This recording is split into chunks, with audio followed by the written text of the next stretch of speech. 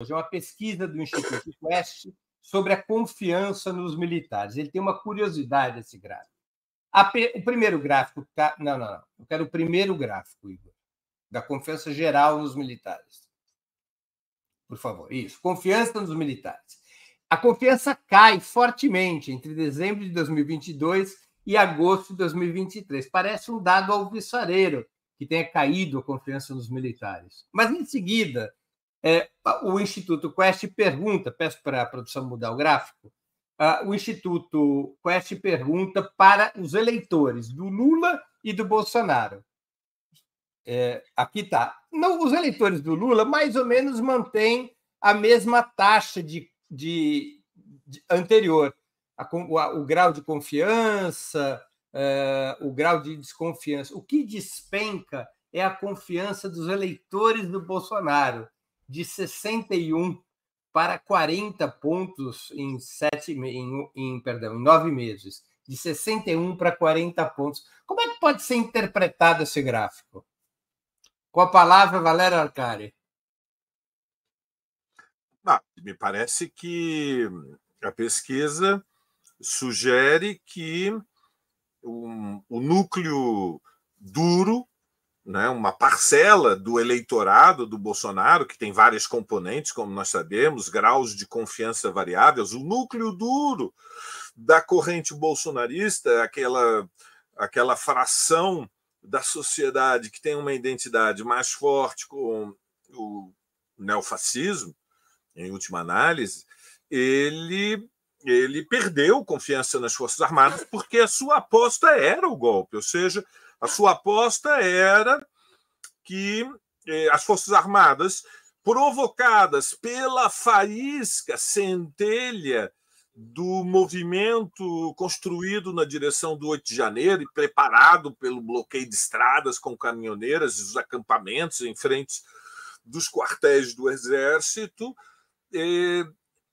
seria o detonador de um incêndio que colocaria em movimento colunas militares e anularia, portanto, o resultado das eleições do ano passado. Nós estamos falando de uma fração da sociedade que não reconhece a legitimidade dos processos eleitorais, que não aceita as regras mais elementares da convivência política, respeito às liberdades democráticas, e, portanto, está completamente frustrada com a indecisão das Forças Armadas no dia-chave, que foi o 8 de janeiro.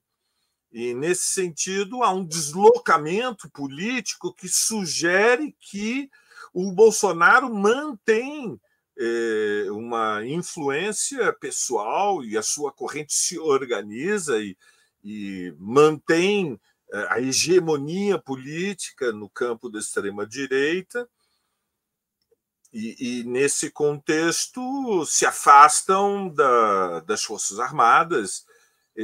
Ainda assim, a pesquisa ela é um pouco perturbadora, porque nós estamos falando que, se quando somamos confia muito e confia um pouco, a autoridade das Forças Armadas, vamos dizer, depois de tudo que aconteceu no Brasil nos últimos 7 anos, é bastante elevada. Quando a gente soma o confia muito e confia pouco, é muito elevada, o que é muito perturbador, porque reflete que há uma relação social de forças e uma relação política de forças que se traduz ainda numa fratura nacional dentro da sociedade. E o bolsonarismo, portanto, ainda tem muito peso político. E, desse ponto de vista, revela que a luta pela prisão de Bolsonaro, a luta para que as condenações abram o caminho para a prisão do Bolsonaro é central. Essa é a disputa central no país. Quem não compreende isso na esquerda brasileira acha que o centro da luta é o combate ao arcabouço fiscal, é a denúncia do Rui Costa, é a austeridade do Fernando Haddad, quem pensa na esquerda que o lugar, inclusive, da esquerda radical é numa oposição frontal ao governo Lula, não compreendeu que a palavra de ordem, que está aberta a possibilidade, depois dos depoimentos do Del Gatti, do Vermelho, é a prisão para Bolsonaro, depois do episódio das joias. Esse é o desafio político central que está colocado para a esquerda brasileira e seria, em si, uma vitória democrática extraordinária, considerando a história do país, como disse o Zé Dirceu. Nós estamos nos limites impostos por uma relação de forças ainda muito desfavoráveis. Mas prisão para o Bolsonaro abre uma janela de esperança. Zé Dirceu, como é que você analisa esses gráficos? Eu concordo com o Valério. Agora é assustador, né? Os bolsonaristas. Eles estão enlouquecidos com as Forças Armadas. Eles tinham certeza absoluta que não lhes faltaria o braço forte do Exército Brasileiro para repetir, né, 50, 55, 61, 64, tantas vezes que a UDN, né, arrastou setores das Forças Armadas. Porque até lá, até 64, as Forças Armadas eram pluralistas, democráticas, né, republicanas. Depois de 64, nós sabemos que elas viraram conservadoras, de direita, pró-Estados Unidos, e, durante o bolsonarismo, viraram bolsonaristas. Eu acredito que o problema principal dessa questão das Forças Armadas é a não discussão, o não debate com a sociedade dessa questão do papel das Forças Armadas. Há um certo véu de proibição sobre o tema. Com o bolsonarismo, até os meios de comunicação, como o Jornal Estado de São Paulo, mesmo como a TV Globo, passaram a exigir, e o Supremo Tribunal Federal, que disse que não havia poder moderador, vocês se lembram, né? Em um certo momento, os militares começaram a deixar claro que eles é que iam ser os árbitros do choque entre o bolsonarismo e as instituições liberais, democráticas, burguesas, ou a democracia, de maneira geral, né? O parlamento próprio.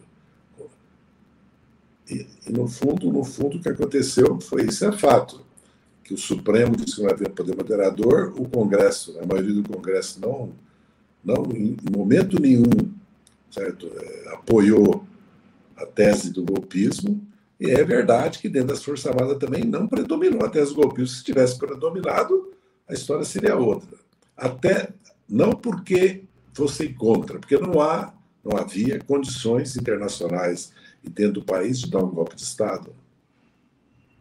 Particularmente frente à situação frágil do argumento, né? Que as urnas eletrônicas, na verdade, eles queriam dar um golpe, né? Impedir a vitória, como impediram em 18 que deram um golpe parlamentar jurídico contra Dilma e o processo sumário, política de exceção que levou o Lula a ser investigado, denunciado, processado e condenado, hoje totalmente anulado. Então eu vejo assim que é preciso discutir mais com a sociedade o problema. Então essa questão das PMs, que está ficando cada vez mais grave. Então, ou se discute essas questões, porque por aí também há se diz esse negócio aí. É o reloginho para avisar que o teu tempo está acabando. Mas você está depondo contra a cor vermelha. Põe outra cor. Vai ficar associado na cabeça das crianças. O vermelho com repressão. Isso é ruim? Demais. Que isso? Nós somos democratas. Nós estamos combatendo aqui o golpe, você vem falar isso aqui. Então, eu avalio que é preciso discutir, debater, discutir. Vocês sabem que isso não acontece. Então, não forma consciência do papel das Forças Armadas. Então, as pesquisas, porque as Forças Armadas, nós podemos chegar à conclusão que toda a queda foi por causa do bolsonarismo, né? E não por causa do eleitorado lulista, democrático, progressista, né? De direita democrática, que ainda que o Valério tenha razão, que também não é um mar de rosa para as Forças Armadas. Maria Carlotto com a palavra. Ele veio até de verde oliva, você reparou? para homenagear o tema do Exército. Olha lá. Não, brincadeiras à parte. Vamos lá. Eu acho, assim, ainda brincando, como é que eu interpreto esses dados? O país está se unificando. Alguém me disse que eu estou vestido de Zelensky. Não, você está igualzinho Zelensky. Ó, mas assim, assim, primeira coisa, né? Eu acho que esse confia pouco. O Valério falou: eu confia muito e confia pouco, tem um grau de confiança nas Forças Armadas muito alto. Eu acho que o confia pouco também pode ser lido como quase um não confia. Mas em qualquer cenário, os dados são alarmantes, dado tudo que aconteceu, né? Só não sei se eu cravaria muita coisa a partir dessa pergunta, porque a gente não sabe exatamente como as pessoas entenderam, né? Agora, o significado é claro, os bolsonaristas, a partir do 8 de janeiro e dos acontecimentos, dos não acontecimentos, né? Se decepcionaram muito com as Forças Armadas. Agora, eu indo assim na linha do que Valério já disse, Dirceu também, eu acho que a gente tinha que abrir um grande debate na sociedade brasileira sobre o papel das Forças Armadas e, mais do que isso, ou aproveitando este mote, discutir segurança pública, que é um enorme problema. E não só no Brasil, mas em toda a América Latina. Olha a situação das eleições no Equador, né, sobre uma profunda marca de violência política. E aí, eu estava lendo hoje que a candidata apoiada pelo Rafael Correia, né, é a única que defende, como solução para o problema da segurança pública, né, o poder do Estado, das polícias, os demais, ou bem a militarização, ou bem liberação de armas para a população. Então, assim, eles estão discutindo, o candidato que ficou em segundo lugar defende a militarização de portos e aeroportos.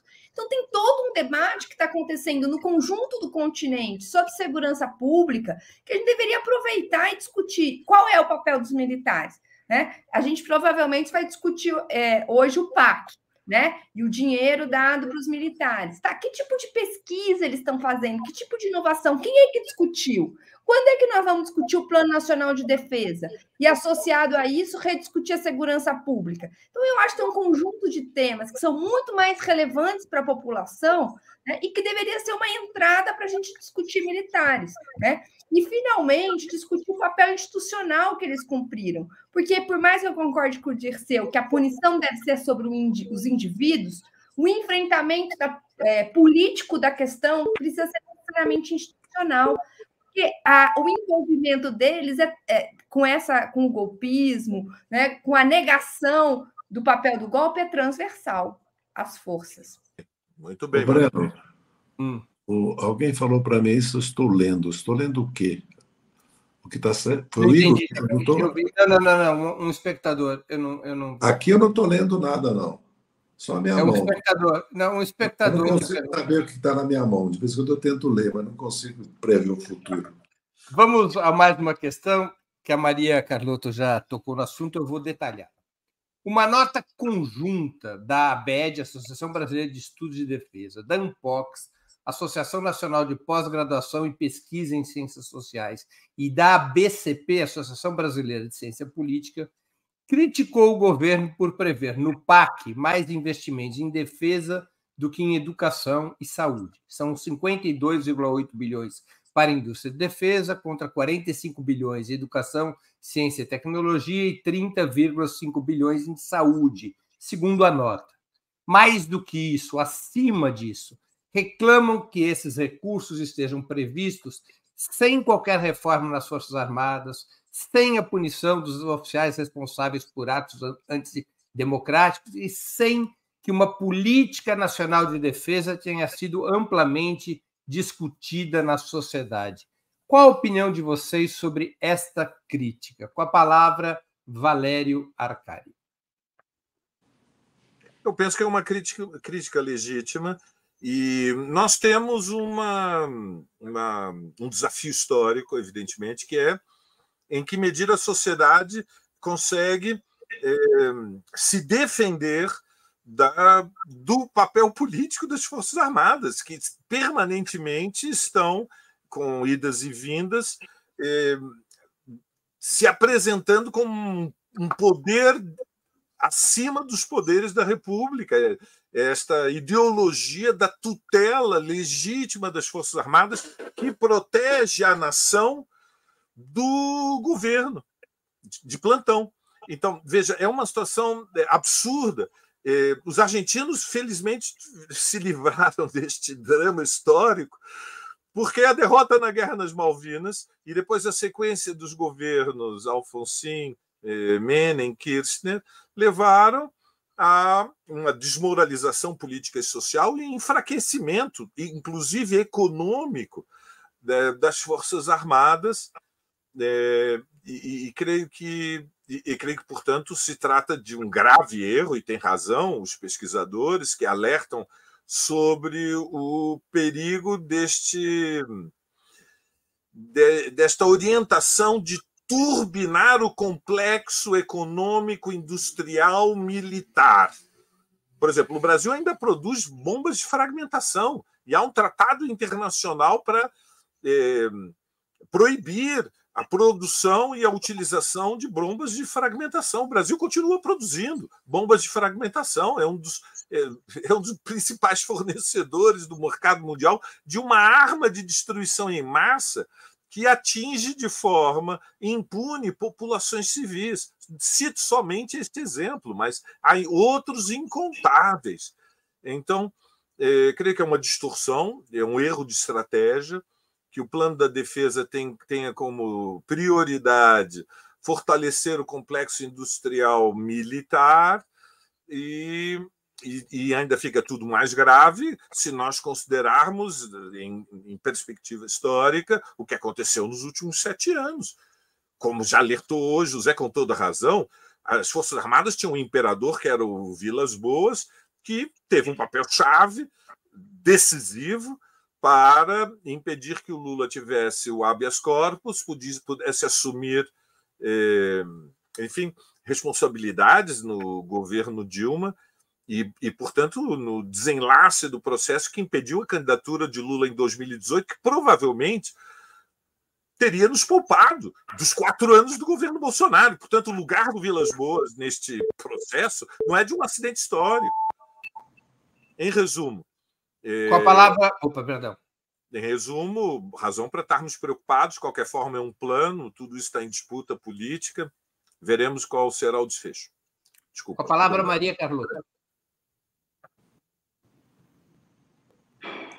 Então, Breno, primeira coisa, assim, eu acho que, dado a correlação de forças desfavorável que o Dirceu destacou, né, para a gente caminhar para uma... tanto para a responsabilização individual de membros de alta patente, quanto para uma transformação institucional das Forças Armadas, no que eu concordo com ele, eu acho que é extremamente bem-vindo esse posicionamento da Associação Nacional de Pesquisa em Ciências Sociais, da Associação Brasileira de Estudos de Defesa e da Associação Brasileira de Ciência Política. Ressalte-se que outras associações, como a Associação Brasileira de Relações Internacionais, soltaram uma nota paralela mais ou menos com o mesmo teor. Então, eu, como cientista social, como pesquisadora, fico feliz de ver a academia brasileira se posicionando num tema tão importante, né? Que ajuda a, quem sabe, mudar os ventos ou pôr aí uma pequena pedrinha nessa disputa de posições na sociedade. Então, acho que é um primeiro ponto. A nota, acho que a coisa mais importante é dizer, olha, assim, como é que eu interpreto, né? Como é que eu pelo menos faço a disputa a partir dessa nota? Eu pessoalmente, Maria, até porque estudo ciência e tecnologia, não posso ser contra o investimento em defesa, né? Claro, tem que se ver o conteúdo, né? Mas eu acho que pode ter transbordamentos importantes para pesquisa em ciência e tecnologia. O que eu acho decisivo é que esses investimentos sejam antes objeto de um debate democrático. Ou seja, o Plano Nacional de Defesa é que deve orientar. Como a gente não tem este plano democraticamente consolidado, como a gente não teve um debate tanto na transição quanto antes, né, na definição do programa de transformação e reconstrução do Brasil na Perseu Abramo, depois no processo de transição, a gente não teve um debate sobre Forças Armadas, sobre defesa, sobre quais são os nossos objetivos. Então, me parece que neste cenário, a definição de prioridades de investimento fica totalmente a cargo das Forças Armadas. Isso eu acho grave, porque reproduz esse insulamento deles. É só você ver o conteúdo dos projetos que estão sendo financiados, né? Assim, não tem. Você vê que quais são as prioridades? São 52 bilhões, e qual é a prioridade? Então, eu acho muito importante que qualquer investimento nesta área só aconteça à luz de um debate democrático sobre a política nacional de defesa, a política estratégica. Isso é a coisa prioritária. Aliás, eu acho que essa é uma excelente maneira, né, do governo abrir um debate com a sociedade sobre as Forças Armadas, como a gente pontuou aqui. Com a palavra, José Dirceu. Ô, Breno, eu recebi um material sobre um projeto de lei sobre as polícias que, se eu não me engano, o Ministério da Justiça enviou, e o governo enviou para o Congresso. Eu vou te mandar esse material e mandar para a Maria e para o Valério, e vamos organizar um outubro sobre isso. Eu acho que é importante. Um outubro sobre as PMs, sobre as polícias. Polícia Civil, sobre as polícias. Né? De acordo. Tá? Bem, no mundo que nós vivemos, levando em consideração a riqueza do Brasil, particularmente em água e Amazônia, e o papel geopolítico de potência média, que pode ser uma grande potência do Brasil, poucos países no mundo têm ainda, historicamente, a possibilidade de ser uma grande potência. O Brasil é uma delas.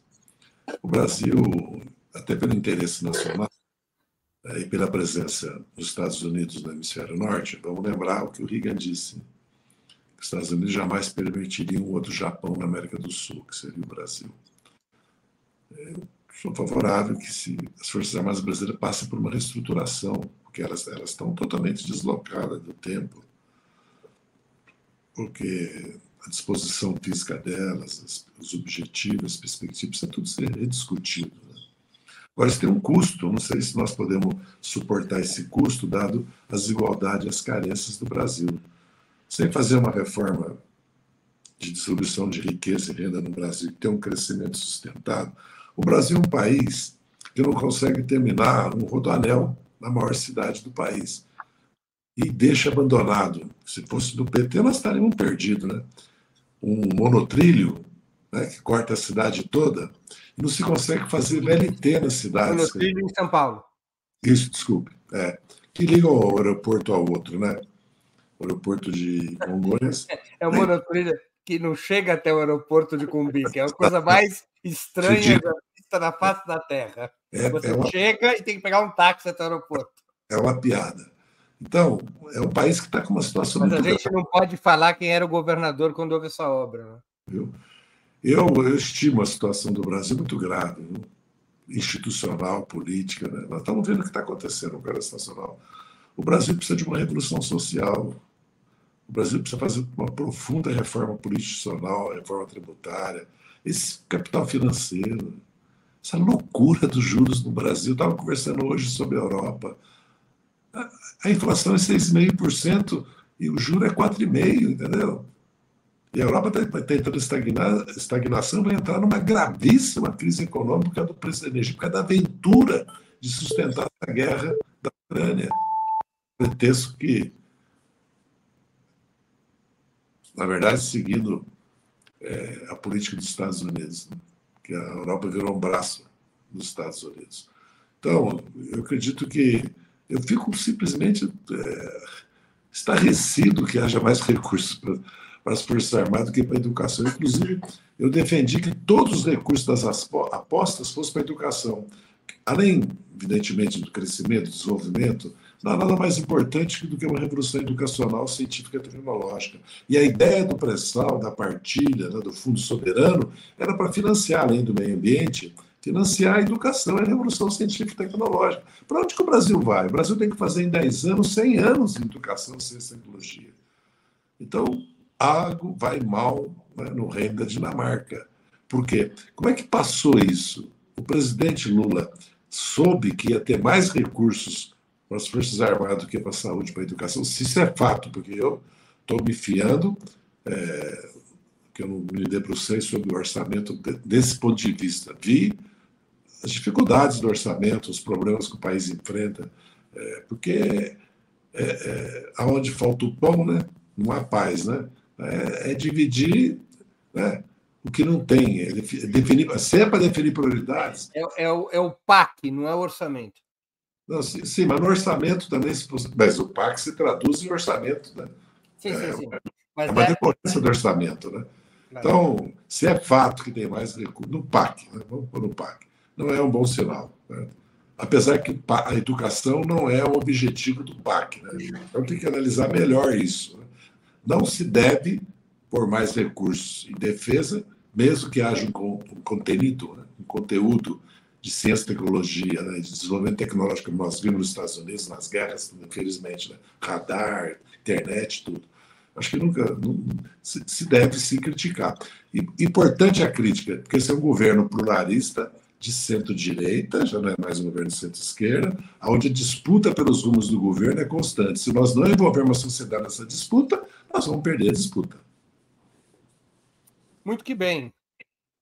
Chegamos assim ao final de mais uma edição do programa Outubro, que é apresentado ao vivo de segundas às sextas-feiras, sempre às 19 horas. Eu conversei hoje com Maria Carlotto, Valério Arcari e José Dirceu. Muito Zé, obrigado. você já se acalmou? Vai voltar semana que vem? Não, eu tenho um problema. Eu preciso fazer cada 15 dias, por causa das minhas agendas. Eu sou um homem ocupado, entendeu? E eu estou no estado de semi-depressão por causa do meu time, Corinthians. Eu não me conformo. Como é que pode empatar com o Cruzeiro? A gente acerta isso. O Cruzeiro é meu time do coração por causa do Cruzeiro do Sul, que era o símbolo do Molipo. Ô, Breno, você nem lembrou de Dirceu e Valério, que nós estamos completando um ano. No dia 15 de agosto, completou um ano do programa. Ô, Breno, o programa está indo bem? Ô, Breno, você não precisa discutir com nós três os temas? Você estava um negócio muito stalinista da tua parte. Não. Opa! E hoje é o aniversário. Lembrando, Leon Trotsky vive, foi 21 de agosto que eu perguntei para o Valério. Nós não resolvemos essa história de Trotsky vive, a gente não resolveu uns 83 anos atrás? O último stalinista do mundo é uma loucura. Mas ele está lá no bunker na Ucrânia, lá, o Breno, no bunker. Ele é incorrigível, Zé. O que a gente faz com esse menino? Eu conversei hoje com Maria Carlotto, Valério Arcari e José Dirceu. Ô, Breno, vamos discutir as eleições da Guatemala e do Equador. Discutir um pouco a América do Sul, vamos? Argentina, gente. E Argentina, né? Vamos discutir um pouco política da América do Sul. Pensa aí. Bora lá. Consulta o Conselho Superior, que é só você, Breno.